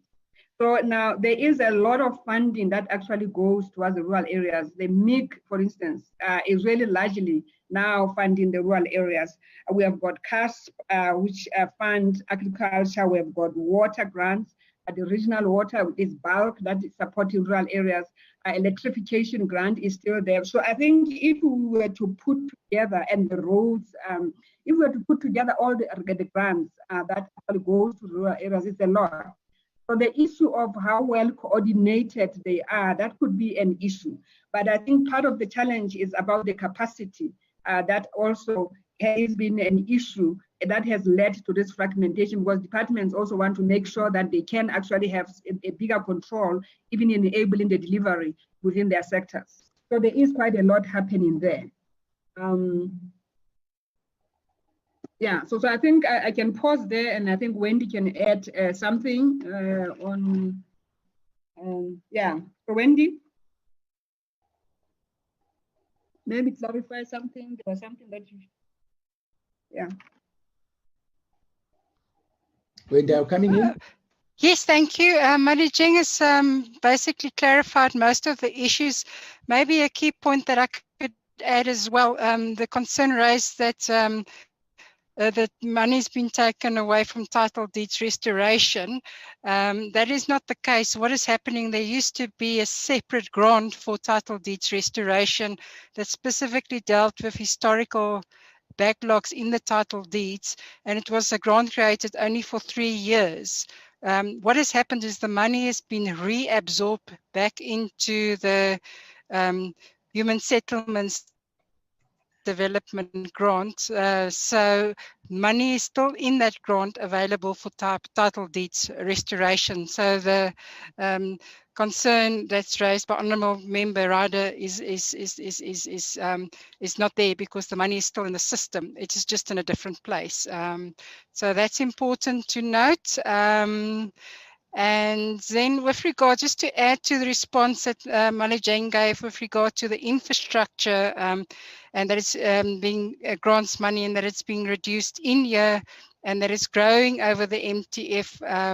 The only point that I try to make there is that if you compare it against what was budgeted for, if you look at the regional budget that was tabled for the 2020 MTF in February 2020, the growth rates were faster on those grants than what it currently is.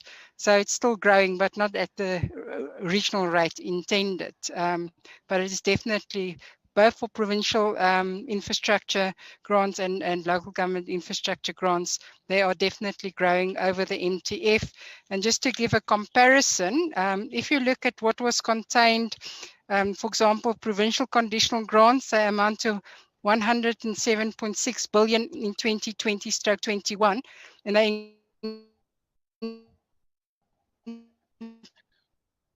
increasing then to the next year to following that it's increasing to 123 billion. Okay. And then if you look on the local government side, the local government grants amounted to 40.6 billion in 2020/21.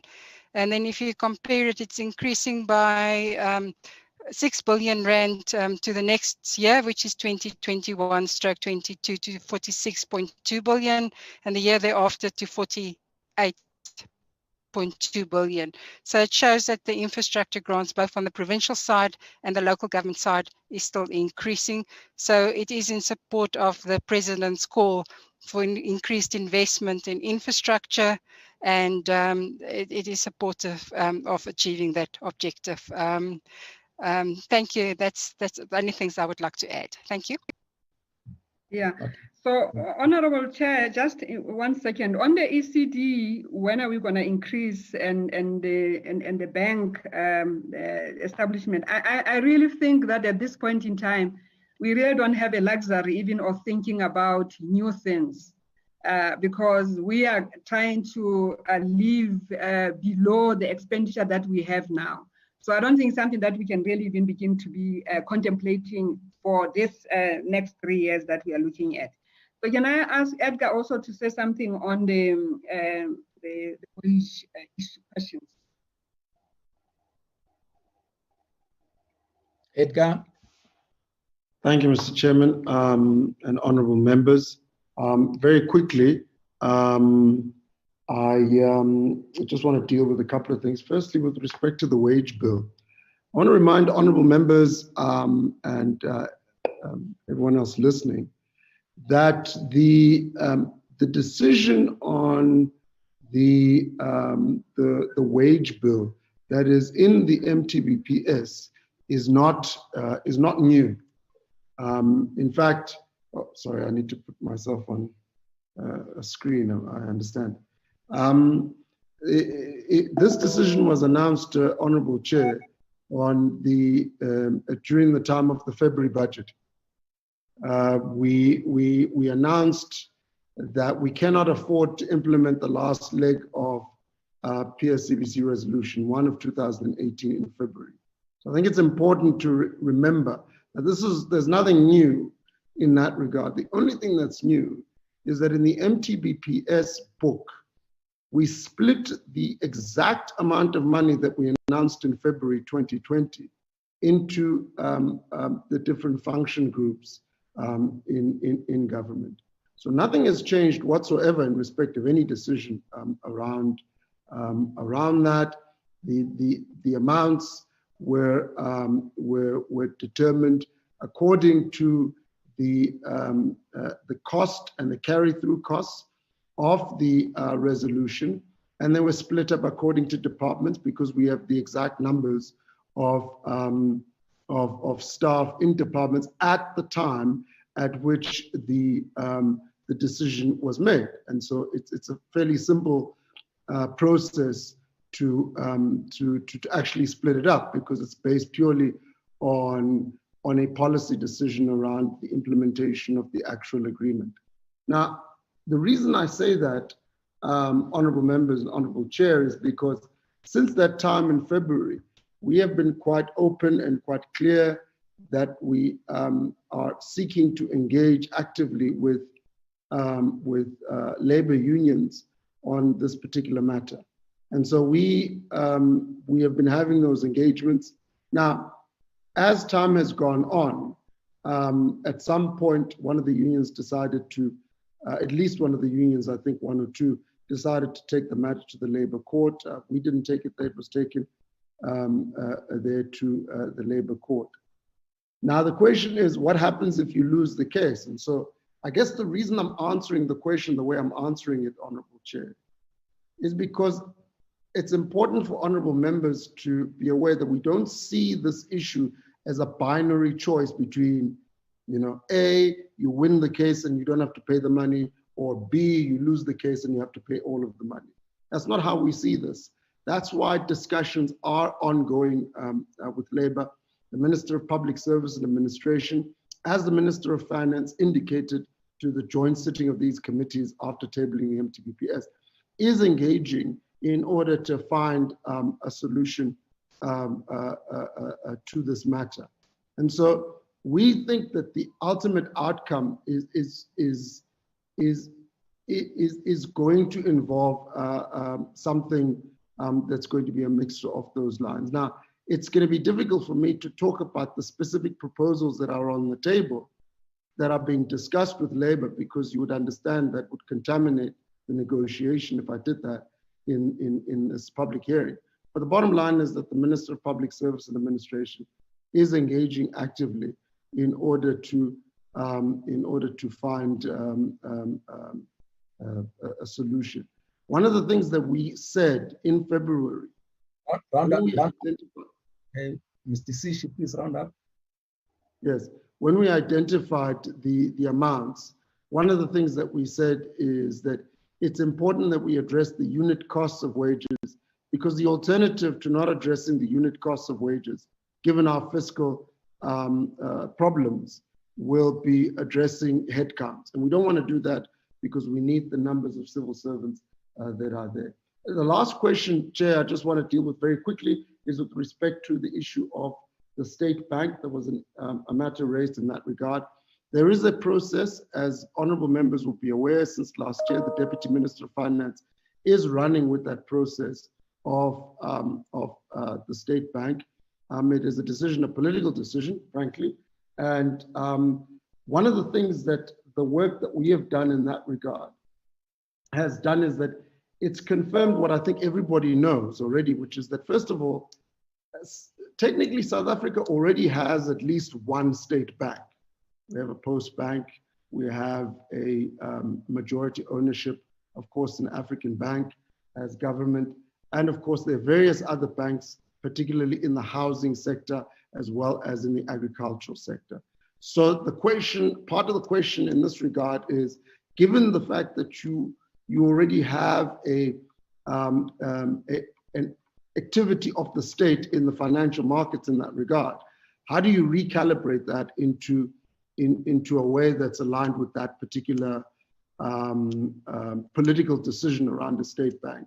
Because our interpretation of the political decision as officials is that it's a desire to establish a retail bank, because as I've said, we already have state-owned banks.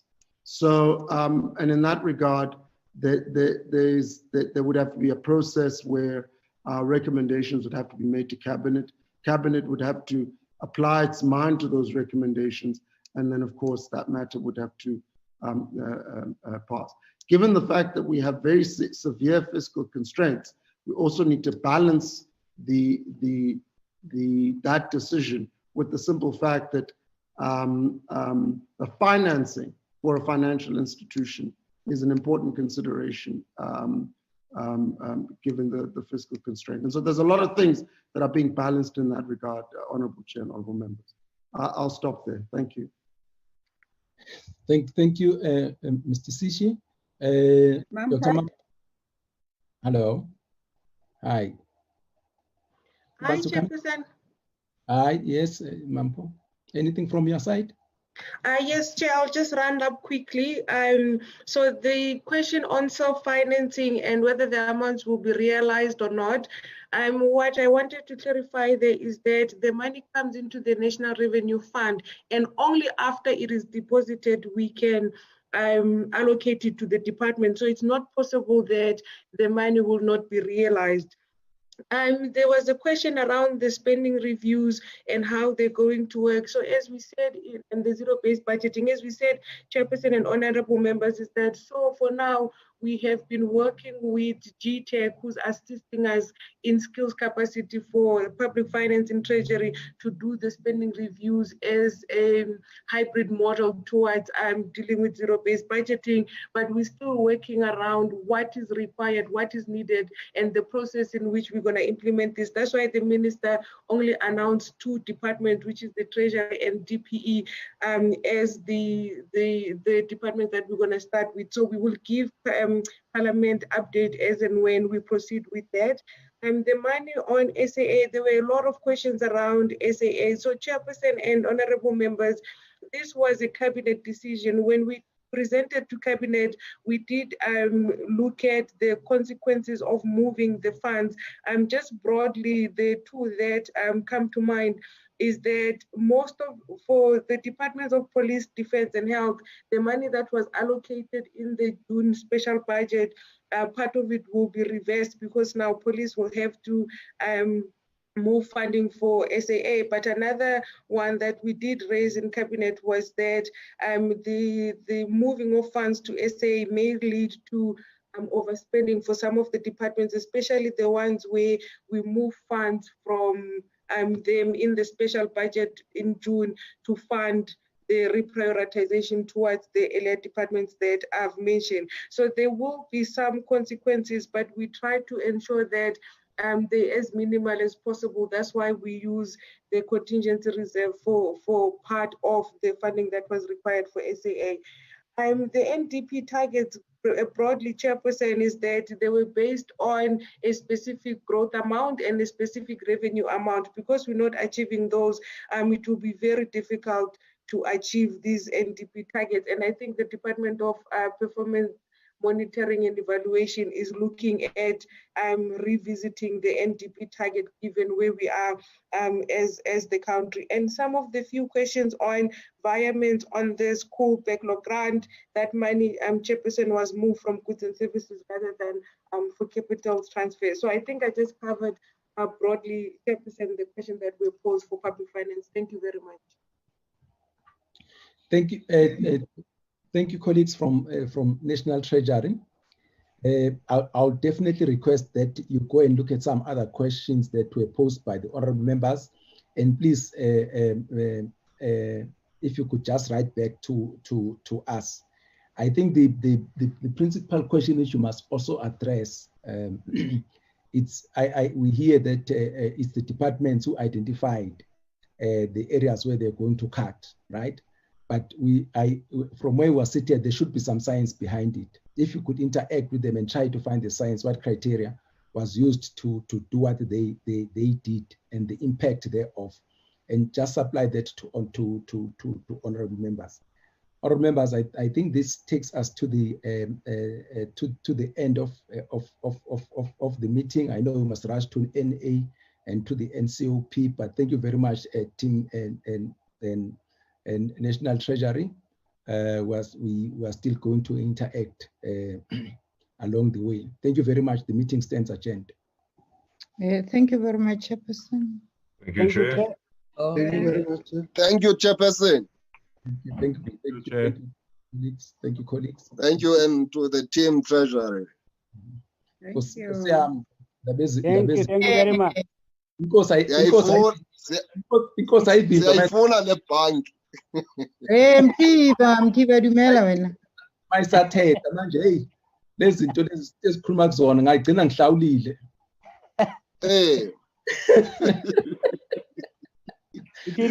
No, siyabonga, Chair. Siyabonga. Thanks. Bye-bye.